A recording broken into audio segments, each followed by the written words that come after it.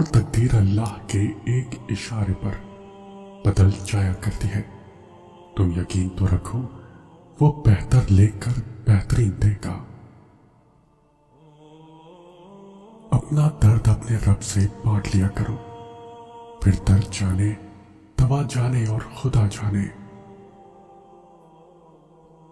یا اللہ ان دلوں کو سکون دے جنہیں تیرے علاوہ سننے والا کوئی نہیں ہے۔ اپنے اندر پرندے کی طرح عاجزی پیدا کرو جو آسمان کی بلندیوں کو چھو کر بھی گردن جھکا کر رکھتا ہے، اور بے شک عاجزی اللہ تعالیٰ کو پسند ہے۔ جانتے ہو یقین کیا ہے؟ جب انسان بری طرح سے ہار جائے اور پھر دل سے آواز آئے کوئی بات نہیں، اللہ پاک ہے نا۔ آپ صلی اللہ علیہ وسلم نے فرمایا، مومن جب بغیر کسی عذر کے جھوٹ بولتا ہے تو اس پر 70,000 فرشتے لعنت بھیجتے ہیں، اور اس کے دل سے ایسی سخت بدبو اٹھتی ہے جو عرش تک پہنچتی ہے۔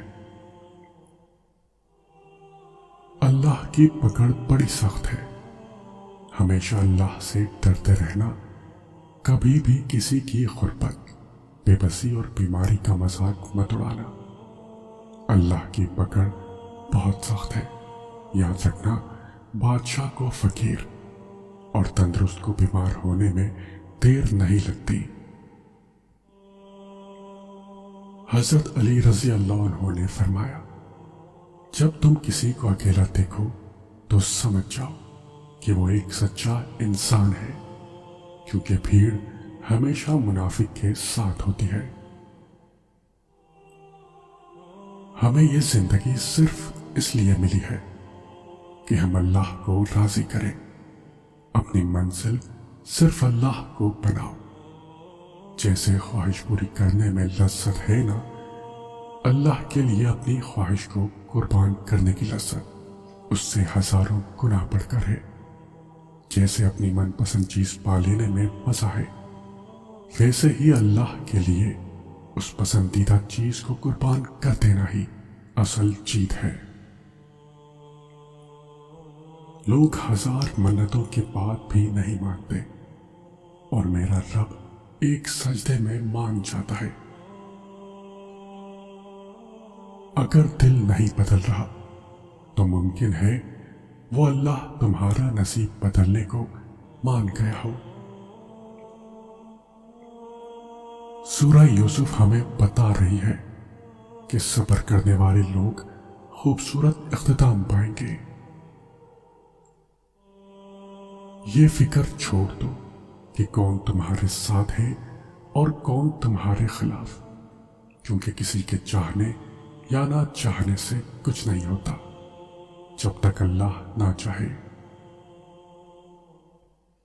تم جس بھی جگہ پر ہو اللہ کی مرضی سے ہو، تمہیں کوئی بھی وہاں سے نہیں ہٹا سکتا۔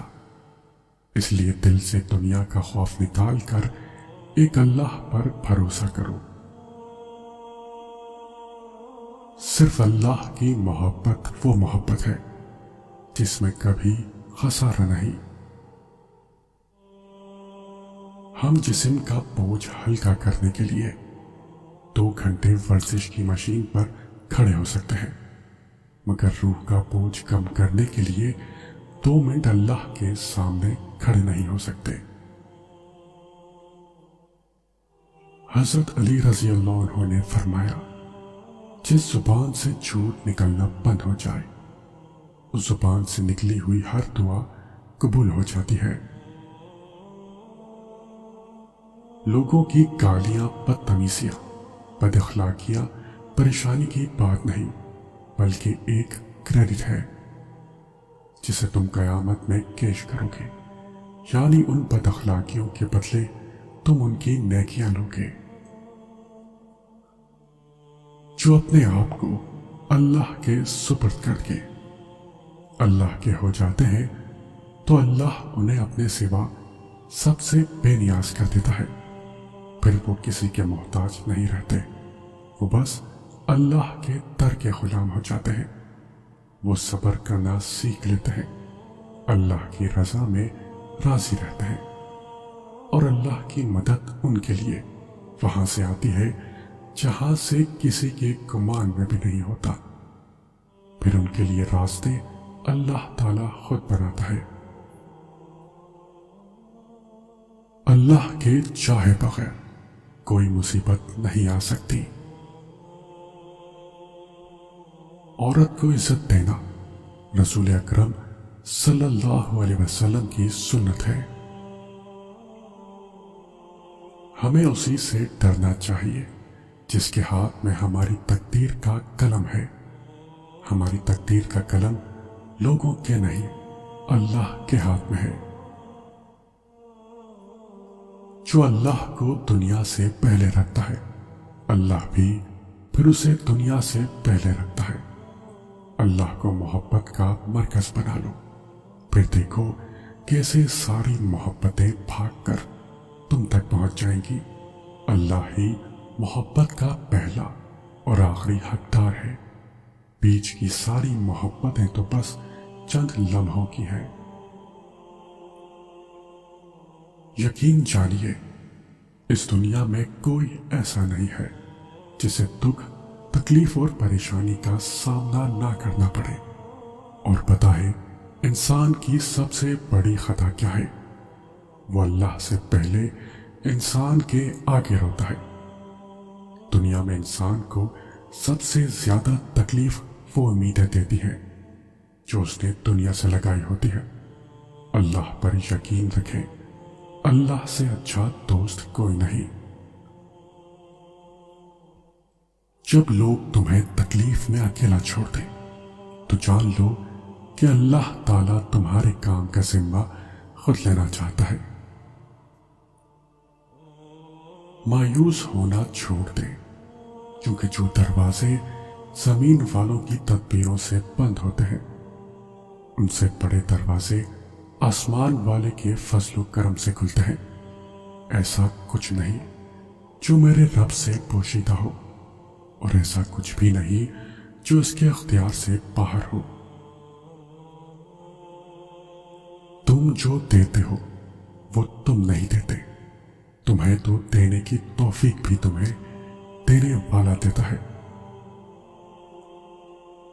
اللہ جب کسی کو اپنے لیے پسند کر لیتا ہے تو وہ سب سے پہلے اس کو اپنے محبوب صلی اللہ علیہ وسلم کی طرف مائل کرتا ہے، اور آقا کریم صلی اللہ علیہ وسلم کا ذکر تحفے میں دیتا ہے۔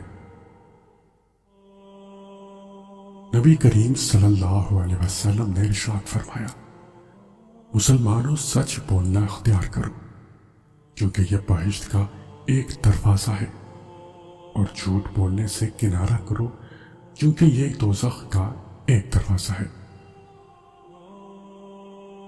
اعمال بغیر اخلاص کے ایسے ہی ہیں جیسے بغیر ایڈریس کے لکھا گیا خط جو کہ اپنی مطلوبہ منزل تک نہیں پہنچ سکتا۔ اسی لیے ہر نیک عمل خالص اللہ کی رضا کے لیے کرے۔ اسلام اتنا خوبصورت مذہب ہے کہ مسکرانے پر بھی ثواب ملتا ہے۔